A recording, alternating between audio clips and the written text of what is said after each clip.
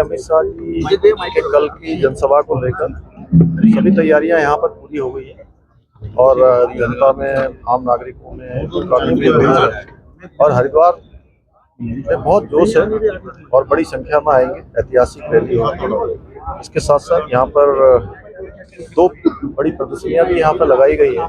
एक भारत सरकार ने जो 3 नई संहिताएं जो लोगों की सुरक्षा के लिए, लोगों के कठिनाई कम हो, सुगम हो, उनके लिए सारी चीज़ें आसान हो, न्याय उनको जल्दी मिले, उसके लिए जो प्रावधान किए गए हैं उसकी भी प्रदर्शनी लगाई गई है। उसका एक पूरा डेमो यहाँ पर होगा। माननीय गृह मंत्री जी और गृह मंत्री जी के कार्यक्रम के बाद ये स्थान अगले 1 हफ्ते तक इसी प्रकार से ये खुला रहेगा, जिससे कि हमारे स्टूडेंट्स, आम जनता के लोग, अन्य लोग इस पूरी प्रदर्शनी को देख सकें और जो नई संहिता आने के बाद किस प्रकार से परिवर्तन हुआ है, किस प्रकार से न्याय मिलना आसान हुआ है, वो ठीक प्रकार से जान पाएंगे। इसके साथ साथ दूसरी प्रदर्शनी यहाँ पर सरकार ने जो डबल इंजन की सरकार ने पिछले सालों में जो काम किए हैं और जो निर्णय लिए गए हैं, जो उपलब्धियां राज्य को प्राप्त हुई, उसके संबंध में भी लगाई गई वो प्रदर्शनी भी लगी रहेगी, जिससे सभी लोग आकर उसको देखें।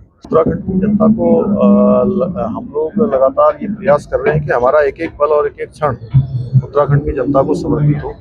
आज उत्तराखंड बहुत सारे मामलों में देश के अग्रणी राज्यों की सूची में आ गया है।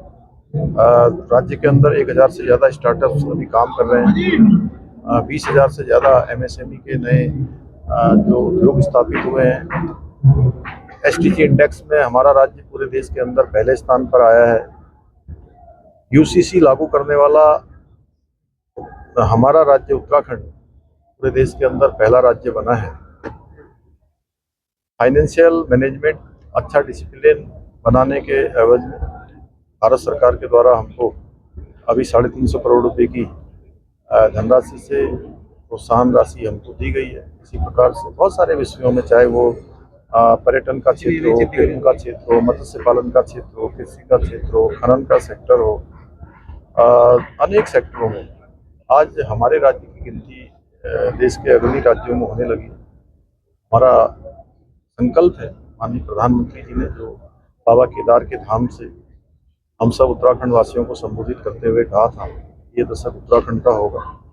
देखिए, जो भारत सरकार ने माननीय प्रधानमंत्री जी के नेतृत्व में CAA का कानून, जो अफगानिस्तान में, बांग्लादेश में, पाकिस्तान में सिख बहुत ऐसे भाई जो वहाँ से यहाँ पर आकर जिन्होंने शरण ली है, शरणार्थी हैं, उन सभी को नागरिकता दी जा रही है देश के अंदर। यहाँ भी लगभग 150 के लगभग लोग हैं जिनको नागरिकता दी गई है। देखिए, जो आगामी जो VVIP विजिट है, इसके लिए हरिद्वार पुलिस और साथ साथ देहरादून पुलिस ने व्यापक सुरक्षा के प्रबंध किए गए हैं। हमने अपने समस्त जो फोर्स में डिप्लॉयड हैं अधिकारी कर्मचारी, उन लोगों को ब्रीफ किया है। सारे स्थल पर जहाँ जहाँ पे VVIP महोदय का मूवमेंट है और जहाँ पर उनके कार्यक्रम है, वहाँ पर IPS रैंक के अधिकारी की तैनाती की गई है। साथ साथ उनके साथ में एडिशनल SP रैंक के ऑफिसर्स को तैनात किया गया है, डिप्टी SPs को तैनात किया गया है। हमारी विशेष टीमें जो हैं, विशेषकर BDS और जो भी चेकिंग, फ्रिस्किंग, ये सारा चीज़ हम कर रहे हैं। दोनों जनपदों में गहनता से चेकिंग अभियान शुरू कर दिया गया है ताकि कोई भी अनटोवर्ड इंसिडेंट्स ना हो। 5 कंपनी PAC हैं और 9 IPS रैंक के ऑफिसर्स हैं, 10 एडिशनल SPs रैंक के ऑफिसर्स हैं।